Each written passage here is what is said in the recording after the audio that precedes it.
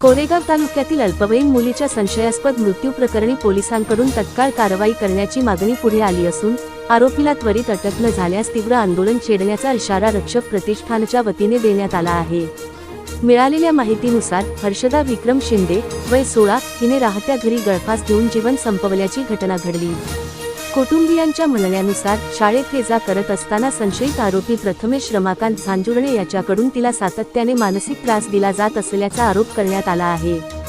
या संदर्भात 27 जानेवारी 2026 रोजी कोरेगाव पोलीस स्टेशन येथे तक्रार दाखल करण्यात आली असून अद्याप ठोस कारवाई न झाल्याचा आरोप नातेवाईकांनी केला आहे। तसेच आरोपीच्या कुटुंबियांकडून पीडित पक्षावर केस मागे घेण्यासाठी दबाव व धमक्या दिल्या जात असल्याचा गंभीर आरोपही करण्यात आला आहे। या प्रकरणाची सखोल चौकशी करून संबंधितांवर गुन्हा दाखल करावा अशी मागणी संस्थेच्या पदाधिकाऱ्यांनी केली आहे। दरम्यान जिल्हाध्यक्ष मनोज माळी यांच्या नेतृत्वाखाली सातारा जिल्हा पोलीस अधीक्षक कार्यालय येथे निवेदन देण्यात आले।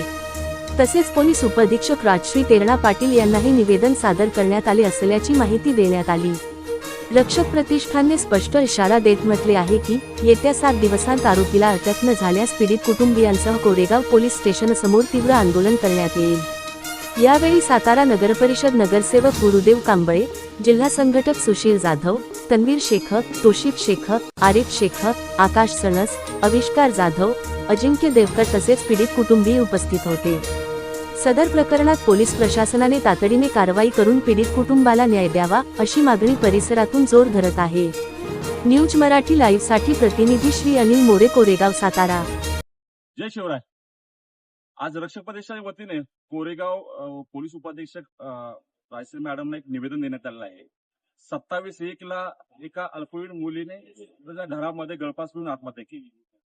ज्या मुलाच्या त्रासाला कंटाळून तिने आत्महत्या केली त्याच्याबाबत FIR बी केली, गुन्हाही दाखल केला।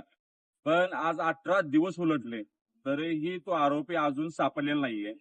पोलिसांचं संबंधित कुटुंबांना एकच आश्वासन होते की आमचा तपास चालू आहे। असा एवढा मोठा आरोपी आहे का तो की तो पोलिसांना सापडू शकत नाहीये? पोलीस जर त्यांच्या वर्दीवरती आलं तर कुठलाच आरोपी जरी कुठेही गेला असेल, जिल्हा सोडून महाराष्ट्र सोडून, तरी ताकदीनुसार ते हुडकून काढून करतात। एवढं सातारा पोलिसांचं नाव आहे। तर कोरेगावमध्ये जे PSI आहेत ज्यांच्याकडे हा तपास आहे त्यांना आरोपी सापडत नाहीये। आरोपी हा मोठा क्रिमिनल आहे किंवा मोठा काय आहे की जेणेकरून त्या पाक जिल्हा सोडून महाराष्ट्र सोडून बाहेर निघून गेलाय, असं काय आहे का? असा एवढा मोठा कोण आरोपी आहे तो जो पोलीस सापडत नाही? हा प्रश्नचिन्ह आहे का पोलीस टाळाटाळ करायला लागले?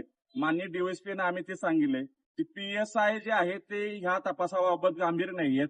एका मुलीने जीव गेलाय आणि ज्याच्या घरातलं जीव जातो त्याचं दुखणं काय असतं ते ह्या कुटुंबाकडे बघून आपल्याला समजू शकेल। याच्यामध्ये येत्या 10 दिवसामध्ये जर या संदर्भात त्या तात्काळ आरोपीला अटक नाही केली तर आम्ही कोरेगाव पोलीस स्टेशनच्या समोर रक्षक प्रतिष्ठान पीडित कुटुंबाला सोबत घेऊन एक तीव्र सोबत आंदोलन करेल आणि जोपर्यंत आरोपी सापडत नाही तोपर्यंत आंदोलन आमचं थांबणार नाहीये। एक कळकळीची विनंती DSPने केली आहे। DSPने तात्काळ त्या PSI जे त्यांच्यावर तपास आहे त्यांनाही फोन केला आहे। त्यांना फोन करून त्यांनी सूचना दिल्या DSPला। ज्या DSPने आम्ही भेटलो कार्यक्षम DSP वाटतात आम्हाला आणि त्यांचा म्हणजे आमचा त्यांच्यावरती विश्वास आहे की त्या 10 दिवसामध्ये आरोपी अटकेत दिसेल असा एक विश्वास वाटतो। नाही झालं तर रक्षक प्रतिष्ठान रस्त्यावरती उतरून याचा जाब विचारेल।